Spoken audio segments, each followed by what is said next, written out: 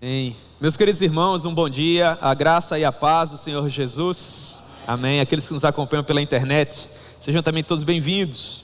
Eu gostaria de convidá-los a abrirem suas Bíblias comigo na epístola que o apóstolo Paulo escreveu aos Efésios, no capítulo 2. Nós vamos pensar um pouco a respeito da união que foi firmada na cruz ensanguentada de Cristo Jesus, a maneira com que essa cruz preciosa e poderosa une, através do sacrifício vicário de Cristo, gentios e judeus, tornando ambos um único povo para a maior glória de Deus.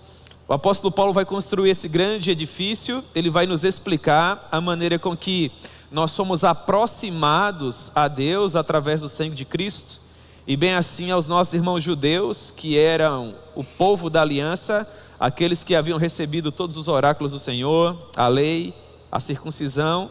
E agora, através dos vínculos da cruz, nós formamos uma única família para a maior glória de Deus.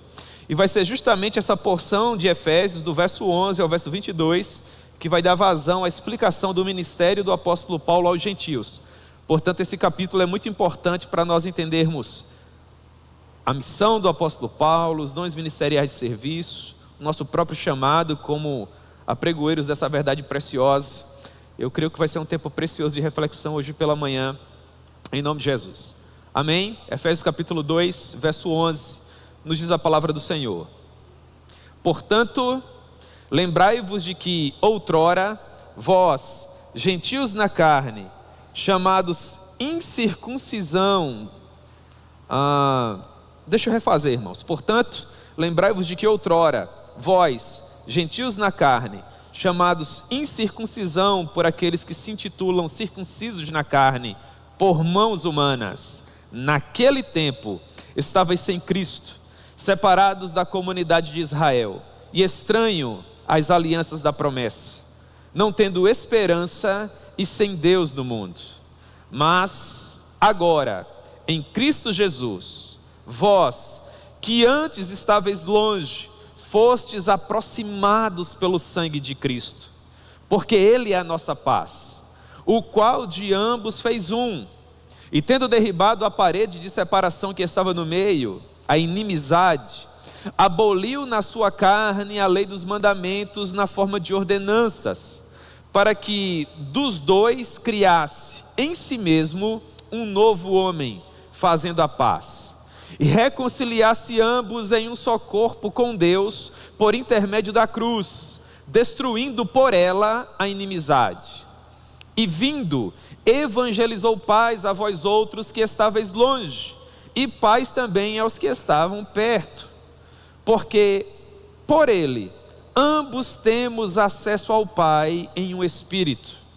Assim, já não sois estrangeiros e peregrinos, mas concidadãos dos santos, e sois da família de Deus, edificados sobre o fundamento dos apóstolos e profetas, sendo Ele mesmo, Cristo Jesus, a pedra angular, no qual todo edifício, bem ajustado, cresce para santuário dedicado ao Senhor, no qual também vós, juntamente estáis sendo edificados para a habitação de Deus no Espírito. Que Deus possa propor a sua palavra ao nosso coração. Meus irmãos, vamos orar em nome de Jesus. Senhor, nós te amamos com toda a força do nosso coração. Meu Deus, muito obrigado pela manhã ensolarada, bela, que o Senhor nos concede. Obrigado, Deus, pela saúde que temos para subirmos até esse local público e dessa maneira externarmos toda a nossa devoção a Ti. Meu Deus, seja misericordioso para conosco e nos permita luz suficiente para que nós possamos compreender tudo aquilo que o apóstolo Paulo quis nos ensinar, quando, sendo inspirado por Ti, escrevi essa porção maravilhosa dessa carta que nós acabamos de ler. Fale conosco, meu Deus, de uma maneira simples, de uma maneira objetiva, para que todos nós possamos ter certeza absoluta de que foi a Tua doce voz que nós estivemos ouvindo mais uma vez nesse lugar. Meu Deus, nós oramos assim, confiando na Tua graça, confiando no Teu infinito amor, em nome do Teu Filho Jesus, amém. Muito bem, meus irmãos, primeiro objetivo do apóstolo Paulo, com esse excerto que nós acabamos de ler, é nos lembrar qual era a nossa situação anterior, quando nós vivíamos destituídos da presença de Deus, mortos em nossos delitos e pecados, fazendo a vontade da carne e dos pensamentos. Portanto, Paulo, através da palavra portanto, do verso 11, nos lembra justamente isso.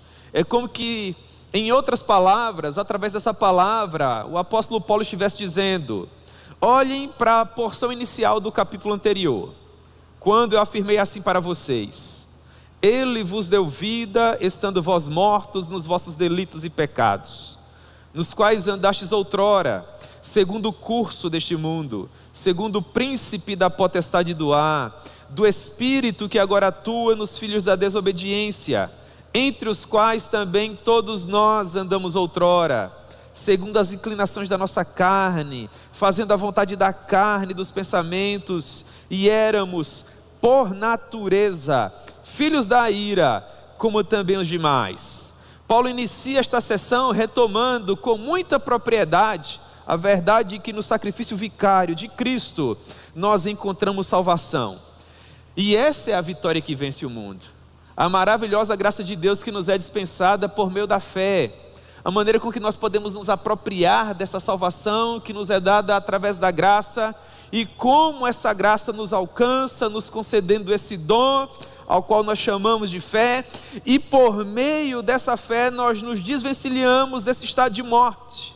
Nós nos desvencilhamos dos nossos delitos, dos nossos pecados, da maneira corrupta com que nós andávamos outrora, segundo o curso deste mundo, segundo o príncipe da potestade do ar, do espírito que agora atua nos filhos da desobediência. Portanto, Paulo diz: vocês não podem perder de vista o que vocês eram.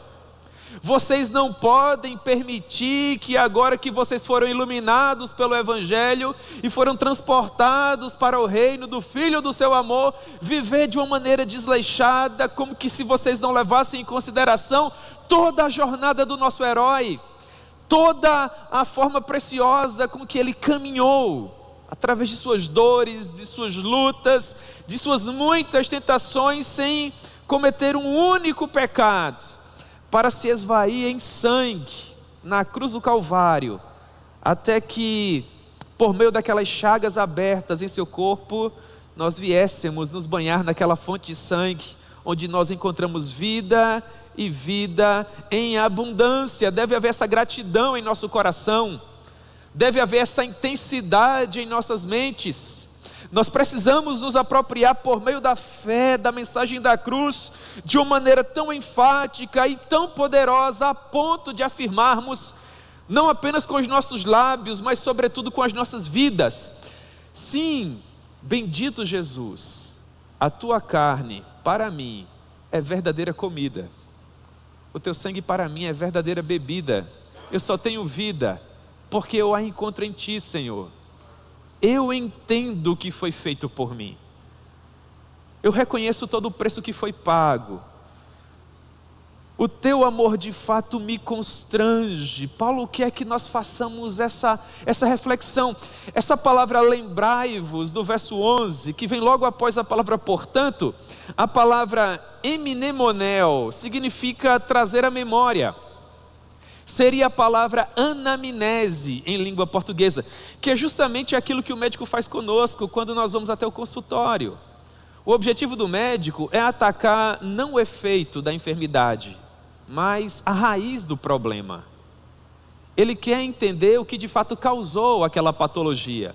Portanto, na anamnese, naquela breve entrevista, quando o médico de fato é bom, ele conversa com você para procurar compreender quando foi que a necessidade surgiu, quando foi que o seu corpo perdeu a homeostase. E você começa a explicar quais foram os seus sintomas, tudo aquilo que você tem enfrentado, até que o médico faz o diagnóstico para lhe livrar do problema, para cortar o mal pela raiz de uma vez por todas. É essa análise que nós realizamos quando estamos estudando a segunda porção do capítulo 2 de Efésios. Paulo diz: lembrai-vos da vossa enfermidade, lembrai-vos da vossa doença, lembrai-vos do pecado. O pecado é um mal sem par, já dizia Samuel Bolton, poderoso puritano. Lembrai-vos de que outrora, vós, e ele coloca o dedo, irmãos, no nosso rosto, nós, isso é escrito para nós. Ele diz: lembrai-vos de que outrora, vós, gentios na carne, chamados incircuncisão por aqueles que se intitulam circuncisos na carne por mãos humanas. Sim, lembrai-vos de que Ele vos deu vida quando vocês estavam mortos.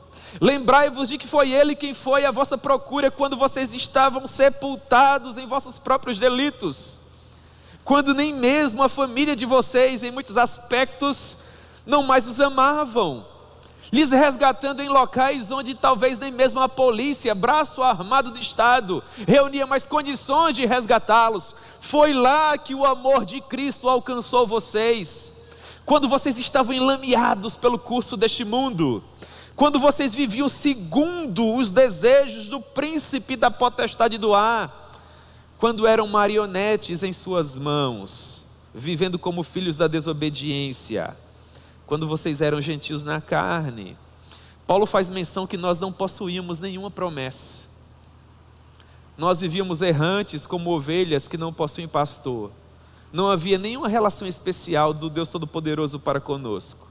Nós não éramos o povo da aliança, não éramos descendentes de Abraão, nós não participávamos das alianças da promessa, nós não éramos os detentores da lei de Deus, não havia nenhum sinal exterior em nosso corpo como a circuncisão, para denunciar que nós éramos produto do amor eterno de Deus.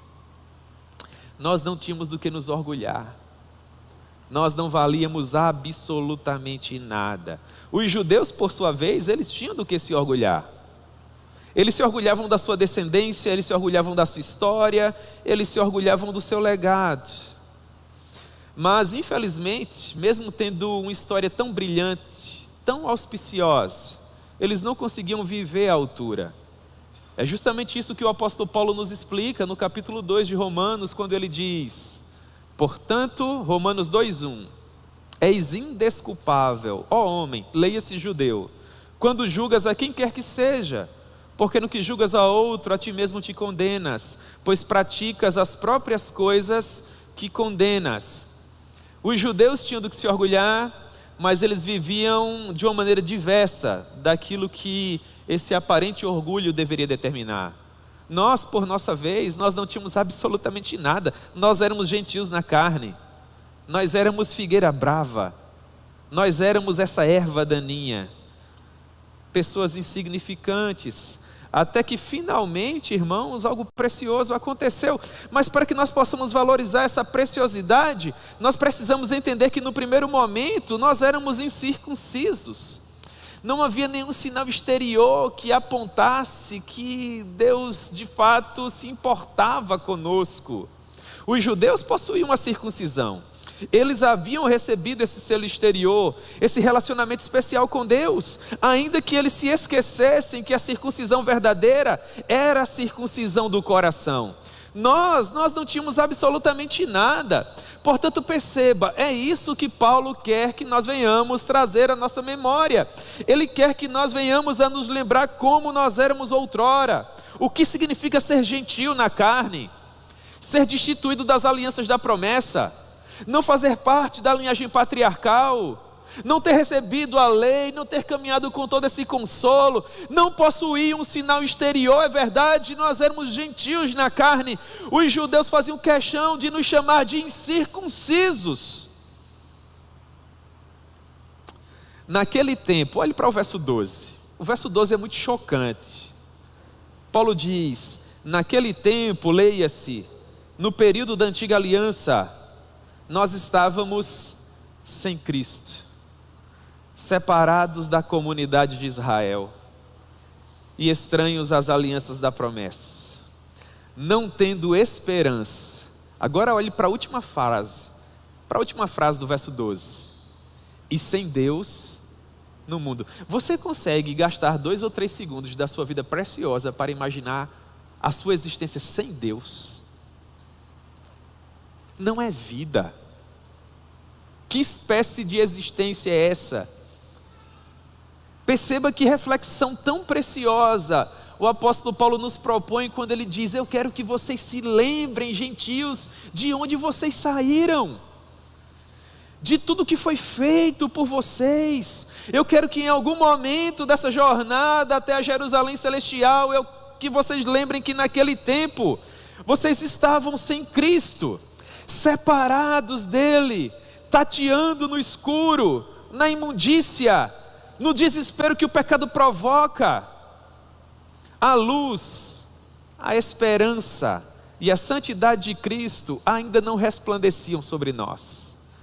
Nós éramos ovelhas que não possuíam pastor, vivendo errantes, sem destino, à procura de salvação para as nossas pobres almas eternas. Nós estávamos sem Cristo. Paulo diz, separados da comunidade de Israel. Ele procura nos ensinar que nós estávamos destituídos das bênçãos destinadas ao povo escolhido do Senhor, aos reais portadores da sua palavra. Israel era o povo da aliança, a eles pertenciam a bênção do Senhor. Todos os demais povos da terra só seriam abençoados se essa bênção transbordasse. Se nós ouvíssemos a respeito de um Deus Todo-Poderoso que havia escolhido um povo para abençoar, e como que cachorrinhos nós nos aproximássemos para comer das migalhas que caíam da mesa de Israel. Era dessa maneira que acontecia, irmãos. Nós precisávamos nos tornar prosélitos, nós precisávamos todos os dias ler aquela placa que estava colocada no átrio dos gentios: vocês não têm direito de passar além desse ponto, porque vocês não são o povo da aliança, vocês não possuem promessas, você não tem ideia do que significa ser adotado. Nós precisamos olhar para a cruz ensanguentada para termos uma ideia de adoção.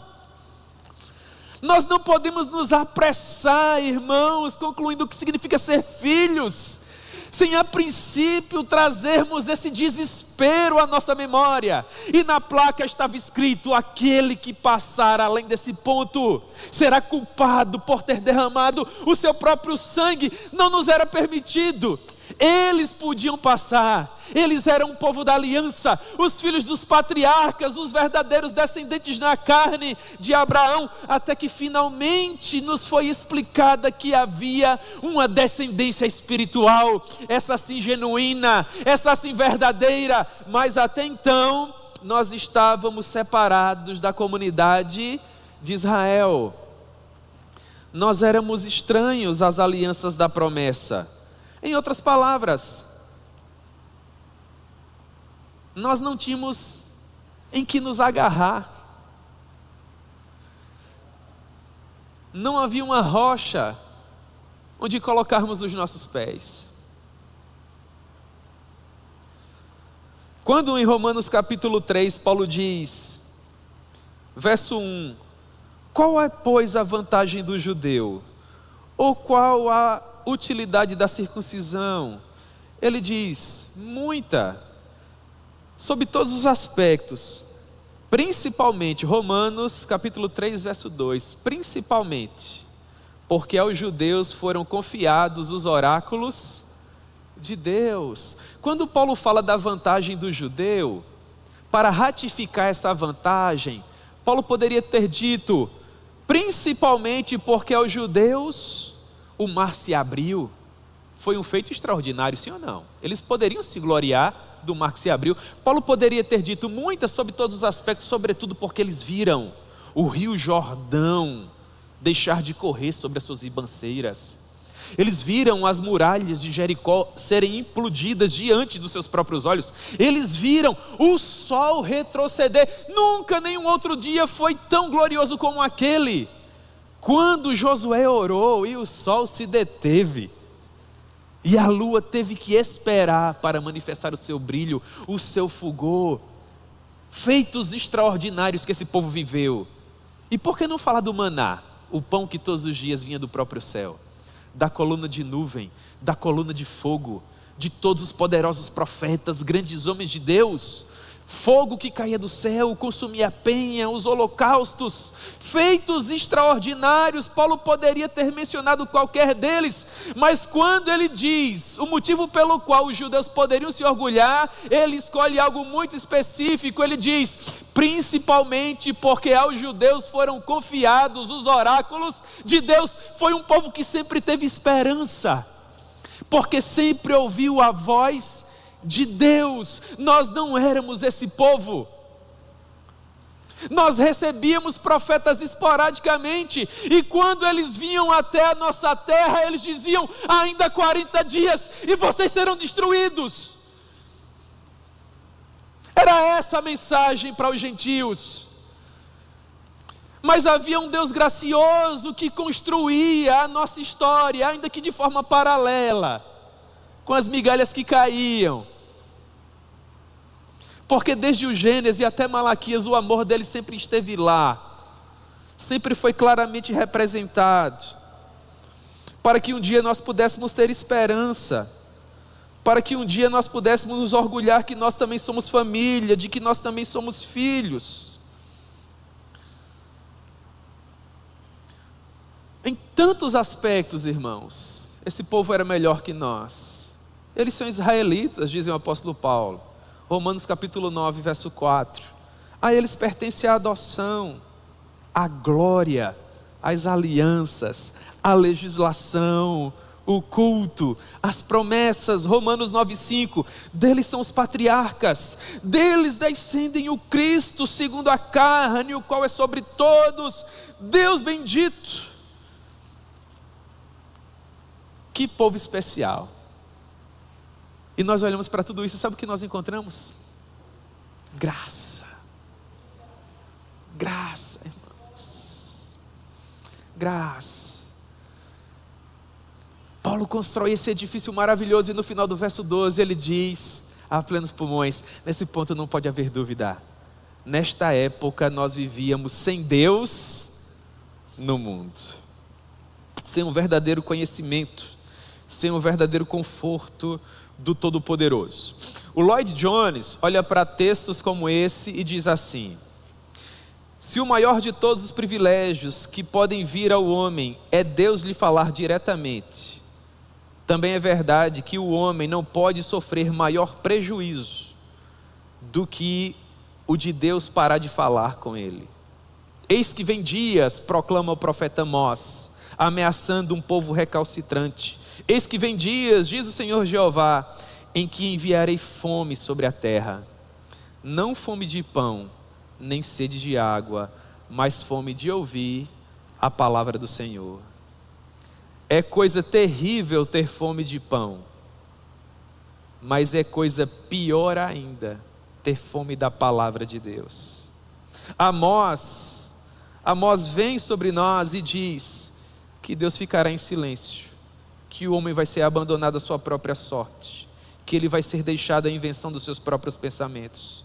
Não há nada mais pavoroso do que o silêncio de Deus, e nós podemos afirmar isso com certeza. É desesperador o silêncio de Deus.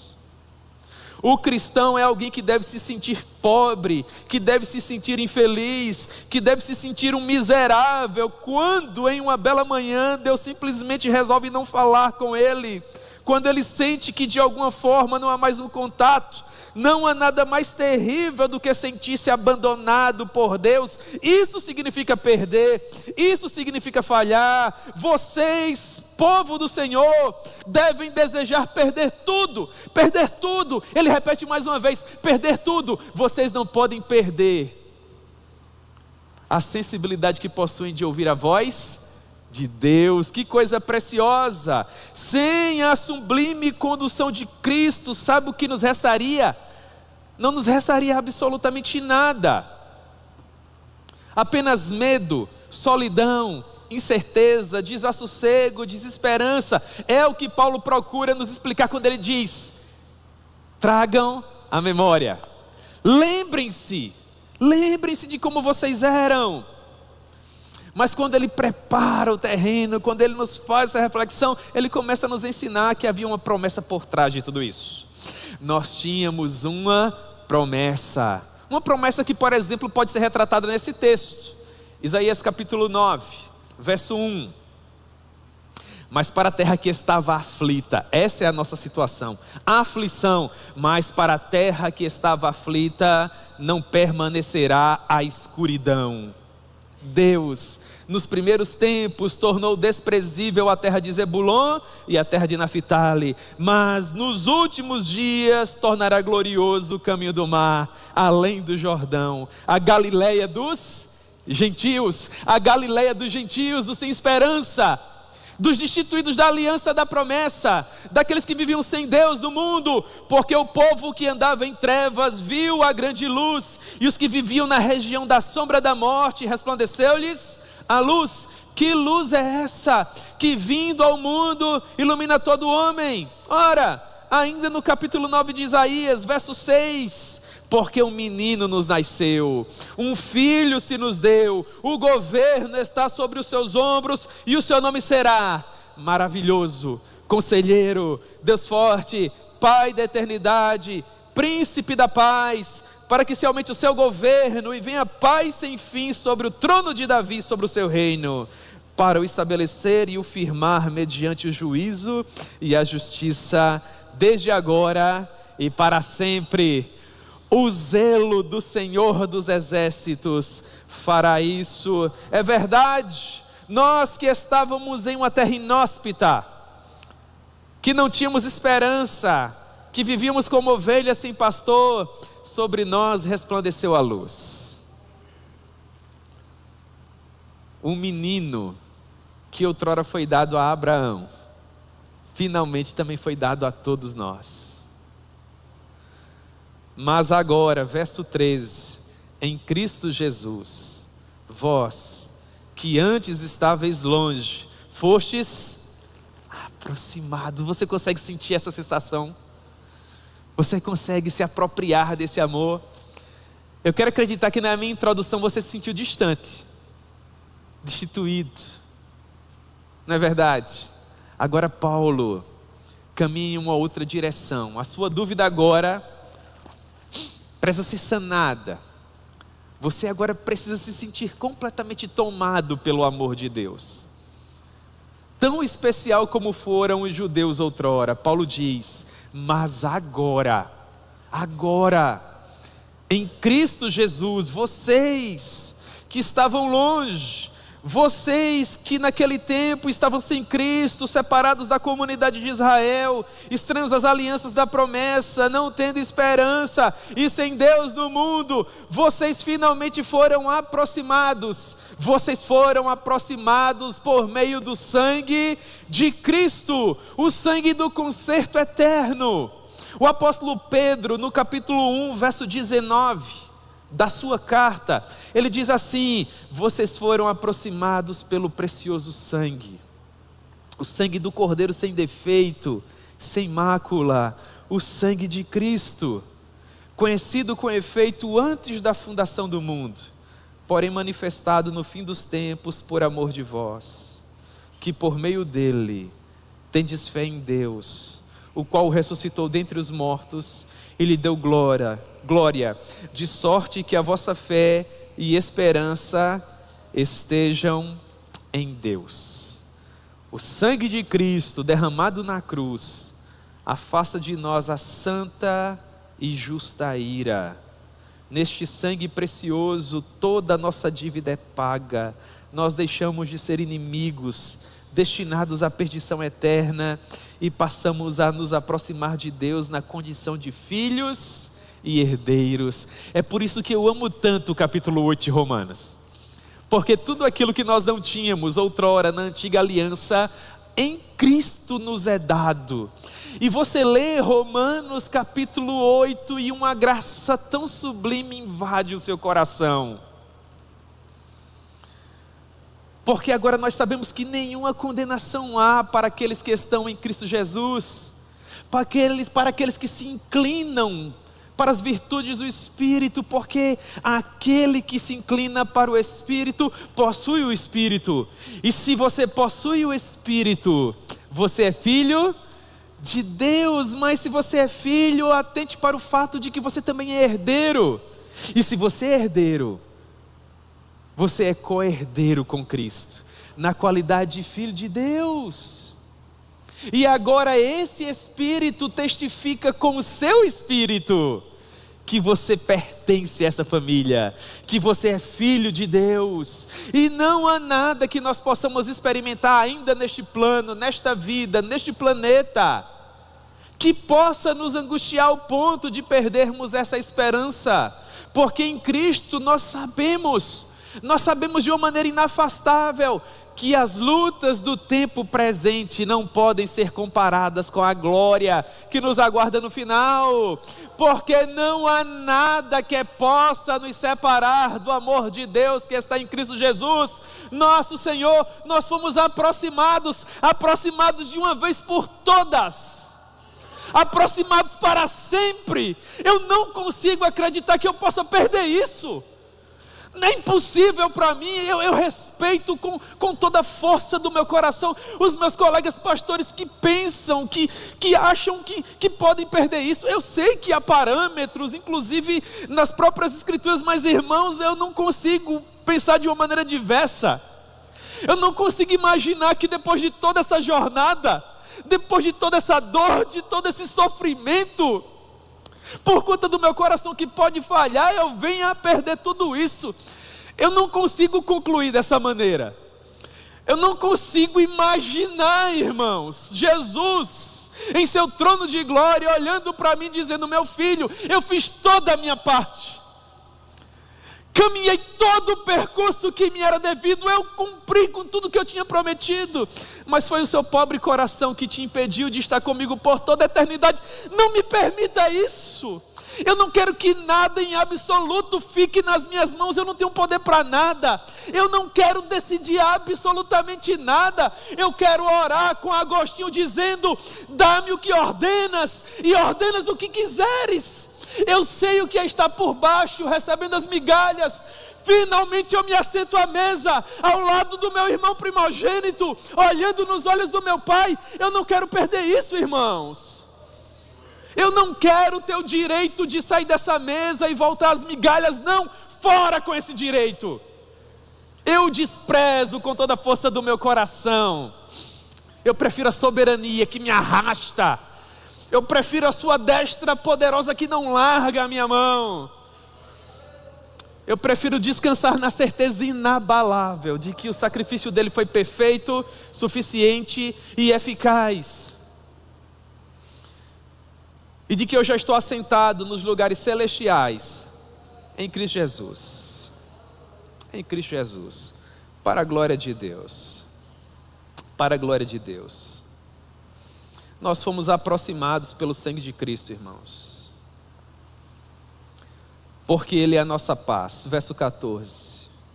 O qual de ambos fez um, e tendo derribado a parede da separação que estava no meio, a inimizade, aboliu na sua carne a lei dos mandamentos na forma de ordenanças, para que dos dois criasse em si mesmo um novo homem, fazendo a paz. Verso 16. E reconciliasse ambos em um só corpo com Deus, por intermédio da cruz, destruindo por ela a inimizade. Em Cristo Jesus, judeus e gentios encontram reconciliação e passam a formar um único povo.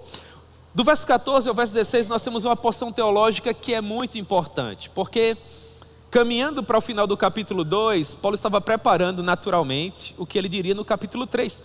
E no capítulo 3 Paulo vai defender o seu apostolado. À época que esse documento era escrito, ainda havia um ranço cultural enorme entre judeus e gentios, porque durante gerações a fio, os judeus foram ensinados a nem mesmo entrar na casa de um gentio. Não podiam comer com eles, não podia haver qualquer comunhão. Vocês lembram que mesmo quando Cornélio, seus familiares e principais amigos foram cheios do poder do Espírito Santo, quando Pedro voltou para Jerusalém, ele precisou justificar-se. Por que foi que você entrou na casa de um gentio? Porque você teve comunhão com ele. Agora Paulo está nos dizendo que Cristo finalmente nos propiciou paz, porque aquele povo que andava separado agora foi unido, tendo em vista que a parede que os separava, a parede que estava no meio, A parede personificada pela inimizade foi abolida. Foi abolida de que forma? Foi abolida na carne de Cristo. A lei dos mandamentos na forma de ordenanças caiu por terra, foi plenamente aperfeiçoada. Cristo nos traz a paz. O Senhor Jesus, com sua morte expiatória, com seu sacrifício perfeito, acabou para sempre com a lei da inimizade, fazendo surgir nele uma nova humanidade, em paz com Deus.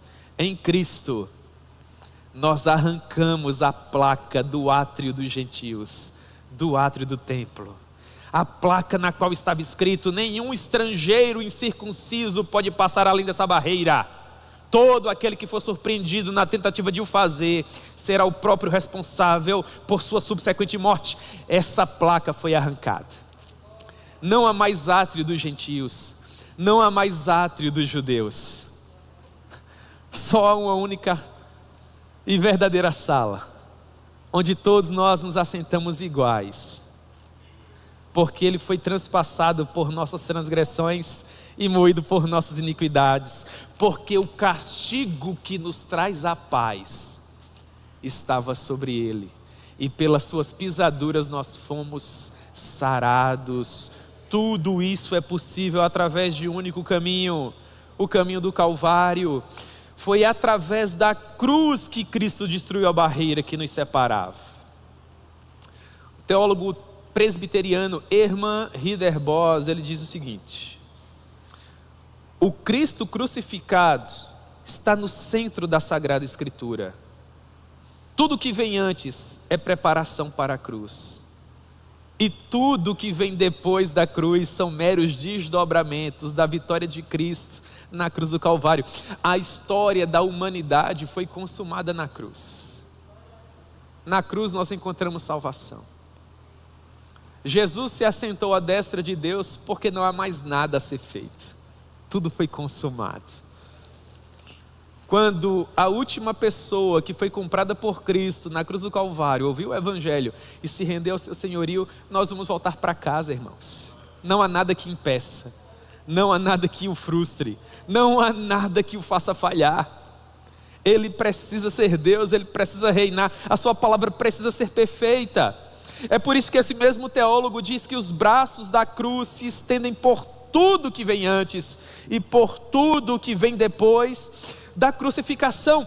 Nós agora precisamos ter isso enraizado em nosso coração. Se outrora a anamnese, a entrevista que nós fazíamos era para nos lembrar quem nós éramos, essas palavras agora é para nos reafirmar quem de fato nós somos. Nós somos filhos de Deus, nós somos co-herdeiros com Cristo. Agora eu posso dizer: a mim pertence a promessa, porque eu também sou filho de Abraão, herdeiro de Deus e co-herdeiro com Cristo.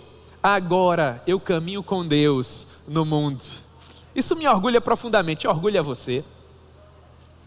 Eu concordo, com os nossos doutrinadores do Antigo Testamento, quando eles afirmam que o maior título lá no Antigo Testamento não era de fato ser chamado de rei ou ser chamado de profeta,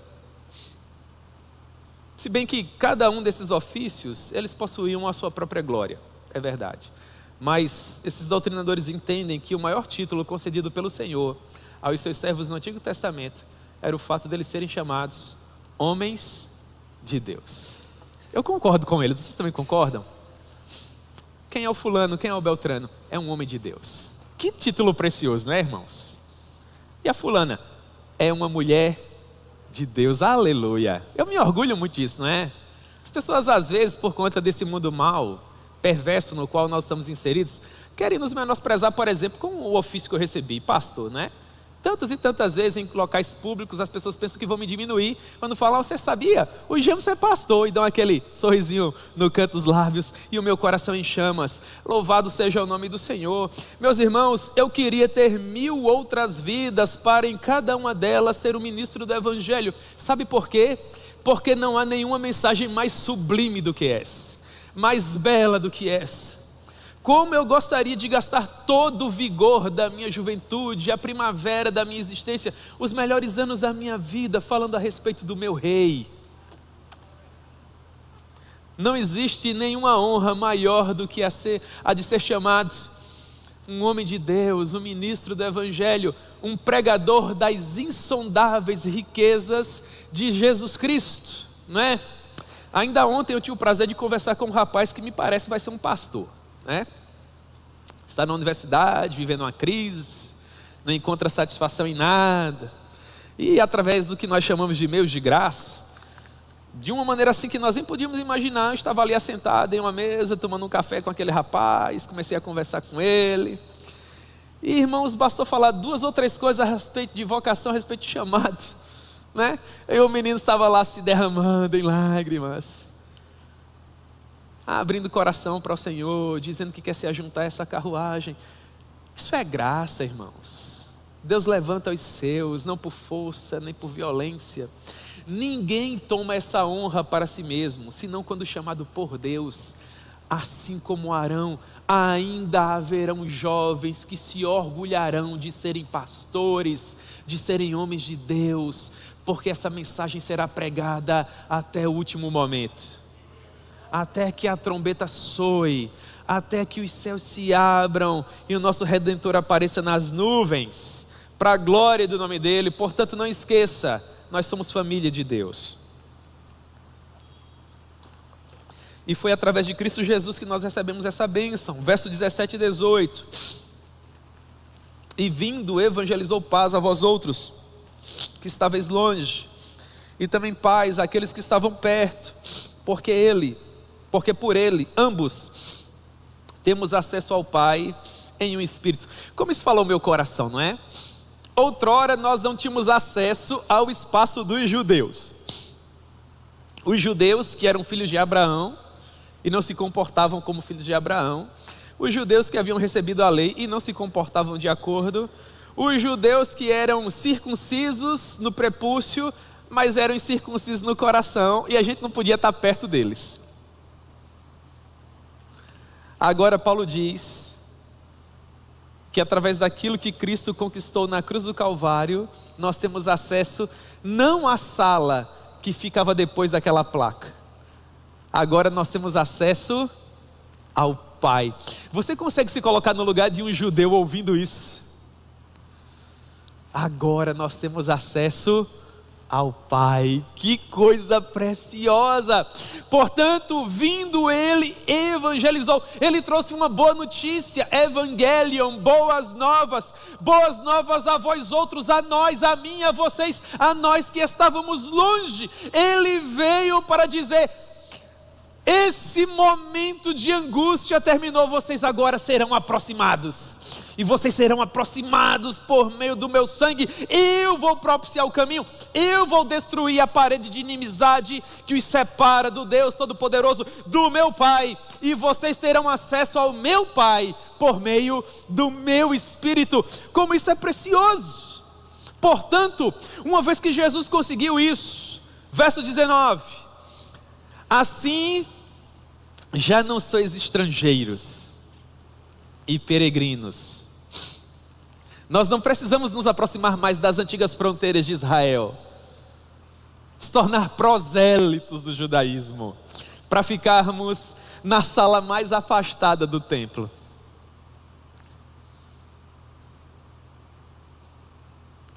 Com a cabeça baixa, batendo no peito e dizendo: sê propício a mim, pecador, estrangeiro. Eu fico imaginando como efrateus, nabateus, sírios, damascenos, romanos, cretenses, sírios, arábios se sentiam naquela sala anexa, vendo todos aqueles judeus passarem,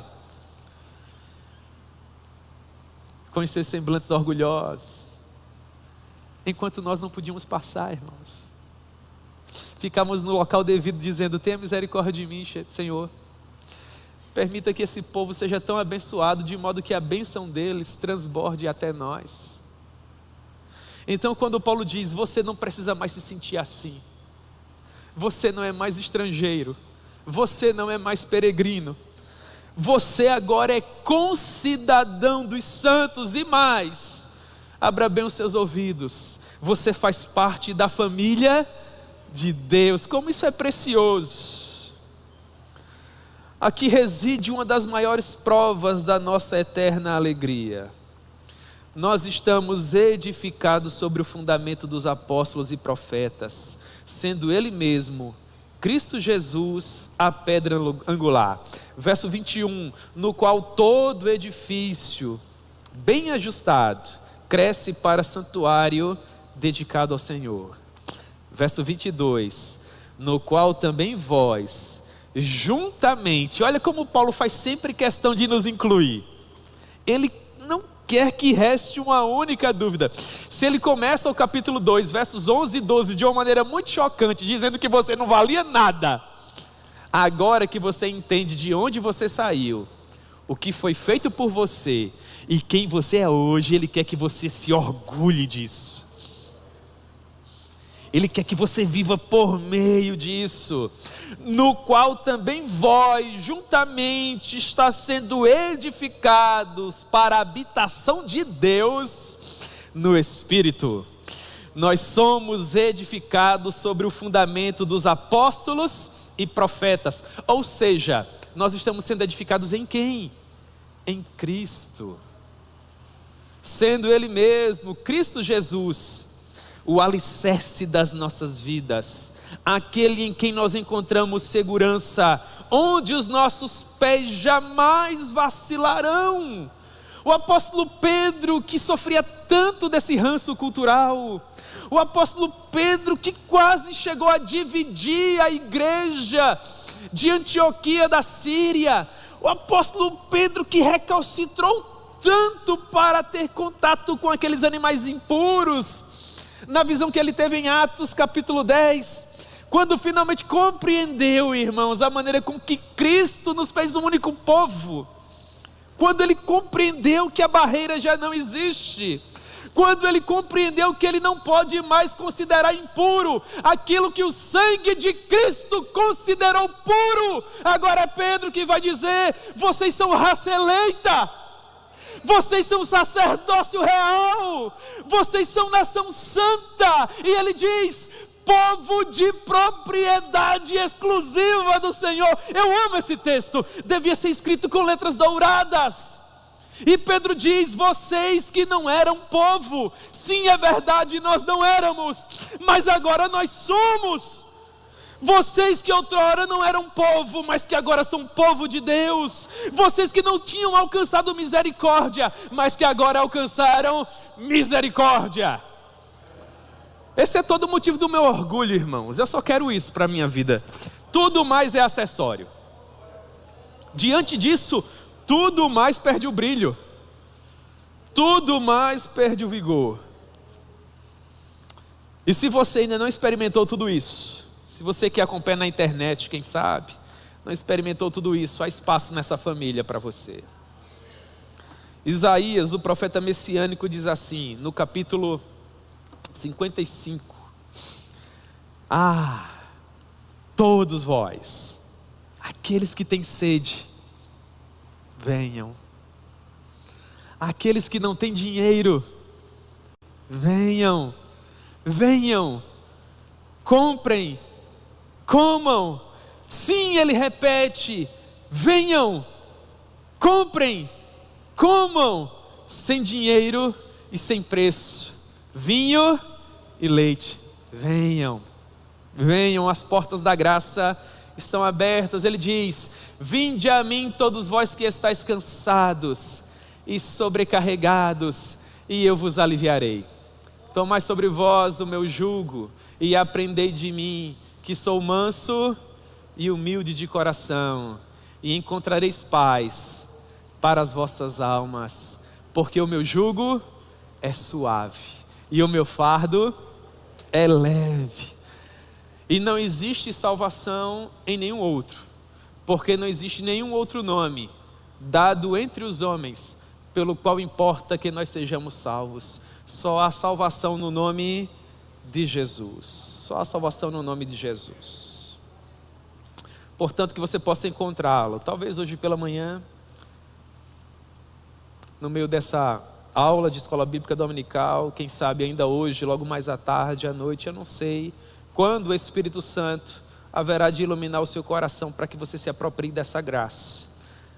Mas eu espero que você ore com Agostinho e que você diga: por que não hoje? Por que não agora? Que seja dessa maneira, em nome de Jesus. Vamos fazer 3 aplicações para nós orarmos, irmãos. Em primeiro lugar, o simples fato de nós lembrarmos que um dia estávamos sem Cristo, separados da comunidade de Israel, estranhos às alianças da promessa, não tendo esperança e sem Deus no mundo, deve nos fazer estremecer. Isso não é vida. Louvado seja o nome do Senhor, porque sendo Ele rico em misericórdia, e por causa do grande amor com que nos amou, e estando nós mortos em nossos delitos e em nossos pecados, nos deu vida juntamente com Cristo. Pela graça sois salvos. Pela graça são salvos judeus e gentios, sem distinção. Em segundo lugar, tudo isso só foi possível porque Cristo sangrou por nós na cruz do Calvário. Não fosse pela cruz ensanguentada, nós ainda estaríamos tateando no escuro, desgarrado pelos 4 cantos da terra, como ovelhas que não possuem pastor. Mas como é bendito o Cristo da cruz, não é? Você vai ler os puritanos, e eu tenho lido muitos puritanos. A Vinac vai lançar um livro, irmãos, acho que daqui a 1, 2 meses talvez, eu creio que os mantenedores vão receber para o mês, não é? Meus irmãos, esse livro tem me arrebentado. Meu Deus do céu, como o Senhor Deus concedeu graça ao pastor Richard Baxter para denunciar como nosso coração precisa de mais amor por Cristo, irmãos. Como sentir? Meu Deus do céu. Leiam esse livro. Assim que ele chegar, comecem a ler. Como Deus vai falar ao coração de vocês. Eu não tenho dúvida de afirmar isso. É uma trilogia. Como pensar, como sentir e como falar. Como pensar já está em nossas mãos. Como sentir está chegando. Eu espero que ele chegue mais rápido. E depois virá o como falar. É uma coisa assim preciosa. Inclusive Ritinha está ali no primeiro livro, né? E Ritinha falou comigo assim que está sendo poderosamente abençoado. Eu fui muito abençoado. Mas esse segundo veio assim, sabe? Meu Deus do céu. Aí às vezes eu estou pregando, e você fica: pelo amor de Deus, tu chora demais. O povo pensa que o mundo vai se acabar, que tu está com tanto problema na vida. Eu falo: Senhor, pelo amor de Deus, conceda graça aí. Mas você começa a ler aquilo, irmãos, e assim, eu creio que talvez seja misericordioso na minha vida. Eu consigo ver aquilo que eu estou falando, entendeu? Então quando eu digo para você: se aproprie do Cristo que sangra na cruz, eu consigo ver, irmãos. E não tem como você não regar o seu coração com as suas próprias lágrimas, olhando para tudo aquilo que Jesus construiu por nós na cruz. E Ele nos ensina como sentir. Eu creio que é um aspecto muito precioso da nossa devoção, aquilo que os nossos teólogos chamavam de aspecto experimental. Essa experiência de saborear a comida que você tem preparado para que os seus irmãos preciosos dela possam se alimentar. Um rapaz, um jovem puritano, se preparando para se tornar pastor, dobrou seus joelhos e orou assim: eu não quero ser como o chefe de cozinha, tão elogiado, que prepara pratos tão saborosos, sem que ele próprio tenha experimentado. Eu quero, em primeiro lugar, experimentar a própria comida que eu tenho servido, para entregar com propriedade o sabor do meu amado Rei, né? Ele é verdadeira comida e o seu sangue é verdadeira bebida. Em último lugar, se você ainda não teve o prazer de viver essa experiência, de ser família de Deus, venha até Cristo. Que o Espírito Santo nesse momento possa levar você até o sangue derramado na cruz. Que Ele possa banhar você nessa fonte de vida. E que você possa voltar para a sua casa dessa igreja hoje pela manhã. Ou quem sabe que você possa continuar a sua vida, se você estiver acompanhando da internet, com roupas mais alvas que a neve. Para a glória de Deus.